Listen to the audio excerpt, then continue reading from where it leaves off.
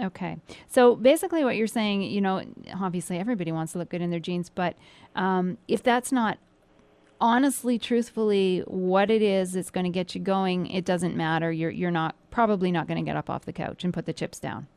That's exactly right. And often I tell people, it's going to take a sharp break in your routine for you to start doing those healthy behaviors.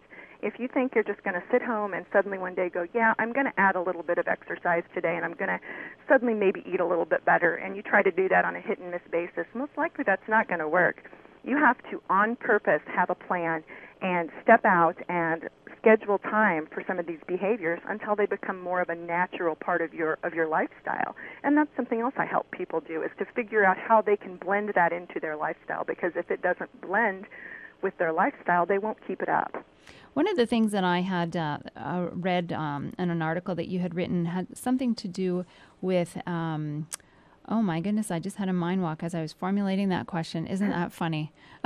Never mind, we'll get back to that. Apparently, the other thing that I wanted to ask you was, you talk about this personal wellness plan, and we don't have time to get into it right now before the break, but if you could just explain to me what it encompasses, and then maybe after the break, we can talk a little bit more about what's in each segment. Absolutely. I believe that each person needs to sit down and do some self-identification to determine what their personal and unique motivators and incentives are, as well as examining their schedule and what's realistic for them. So my book provides an outline for people to fill in the blanks. I provide all the scientific basis, I provide all of the options, and they fill in what would work for them. So I'm like the bumpers on if you've ever been bowling and they've put up the bumpers, okay, those are the guidelines. I provide the bumpers, and the people fill in between there, and that helps to keep them on track. So that's what my guide actually does, is it just provides a wonderful outline for people to fill in what will actually work for them. Okay. So we covered the motivators, and then do you get into step by step, or what are sort of the steps in a wellness plan after you sort of figured out, okay, this is the thing that's going to keep me going here? Sure. The first thing I have people do is line up their thinking. They have to honestly evaluate their schedule, assess their personal needs, and determine what they want to achieve and what they'll get from it. And to succeed, they have to understand what they hope to get from the new behaviors. Number two, I help them embrace the recovery and exertion formula. For every bit of exertion we have, whether it's mental, physical, or emotional, we need to be balancing that with recovery. And until they embrace that aspect of it, most of their efforts are not going to be fruitful. Then I move them into the actual nuts and bolts, helping them to develop a nutrition strategy. And in my book, I outlined 4 different, very different approaches to nutrition and their guidelines. And I ask each person to pick one that would fit for them.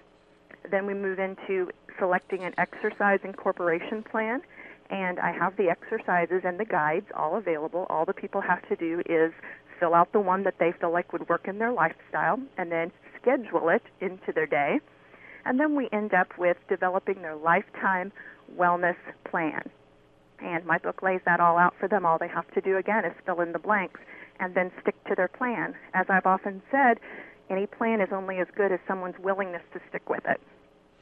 Okay, now I remember my brain came back from its little walk. And one of the things that I had read in your material was an article that you'd written about how when people decide they're going to get healthy, in quotation marks, they jump into the deep end and they fully restrict everything that they eat, and they go to the gym for an hour, 3 days or 4 days a week.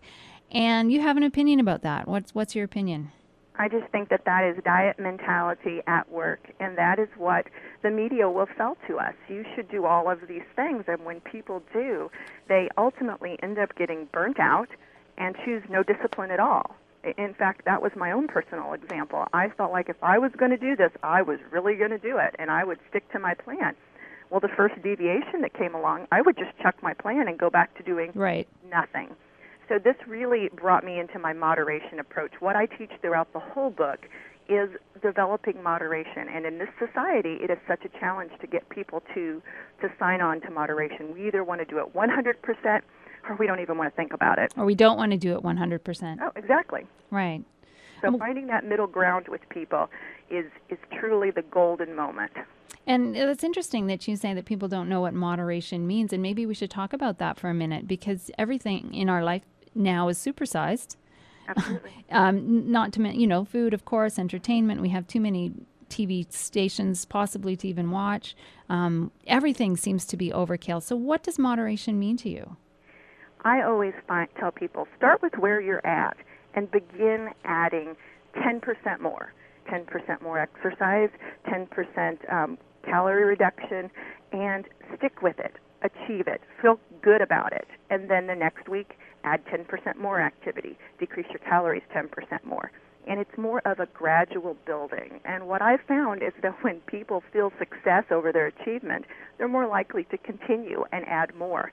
But when we set the bar so high to begin with, it's just an easy out for us to throw up our hands and say we can't do this. Absolutely. I think as well, we need to talk about how we have these great intentions to completely change our diet, for example, and then the first time we have a donut or a cookie or something like that, or, a glass of wine at dinner, we think, well, that's it. I guess I can't do this. Yeah, we say, I'll start over again on Monday, or maybe in the spring, or maybe when school is over. We set this mythical time in the future. And one of the things I work with my clients about is that every day is your day, and you deserve to live healthy and well every day of your life. It shouldn't be something that's a chore or a tacked-on added task. I want to help them develop a plan that they can live with every day. And, if, a cookie, you should be able to have a cookie. You should plan for it, and it should fit into your schedule. So that way nothing's cheating. You're not going off of your plan. You're just building it into your plan, and you're working around it. And I think that's a big, difficult task for people to embrace. But once they get on to, I'm not really cheating, I can work around it, wow, the light bulbs just click. I think just, having people hear you say, I can have a cookie, I think a lot more ears perked up and probably a lot more people are listening to you. When we get back from the break, Lisa, let's talk about nutrition and what foods maybe we can start to change as we gradually improve our life. Okay. All right. You are listening to Lisa Live, brought to you in part by Living Beauty. This is 820 Cham. Hi, I'm Brad King, and welcome to the Men's Health Minute. In my best-selling book, Beer Belly Blues, I talk about how men need to do everything in their power to hold on to youthful levels of testosterone. Unfortunately, the majority of men experience a loss of this valuable hormone by their late 20s or early 30s, so that by the time they're 60, they may only produce about 50% of what they produced at their peak of health. When testosterone levels are maintained at youthful levels, they're really at the core of a man's energy levels, our overall zest for life, healthier moods. In fact, men who have low testosterone are at a 300% greater risk for suffering from clinical depression.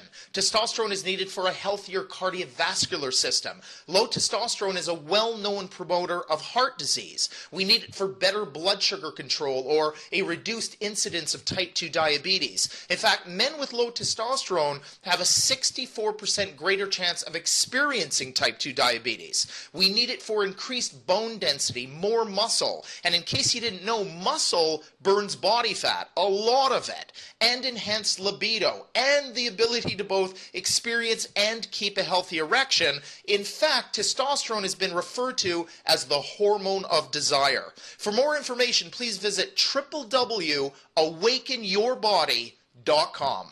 Are you constantly turning the thermostat down? You're not alone. Millions of women suffer with the symptoms of menopause, including hot flashes, night sweats, and insomnia. Now, there is a Health Canada approved natural solution for symptoms of menopause.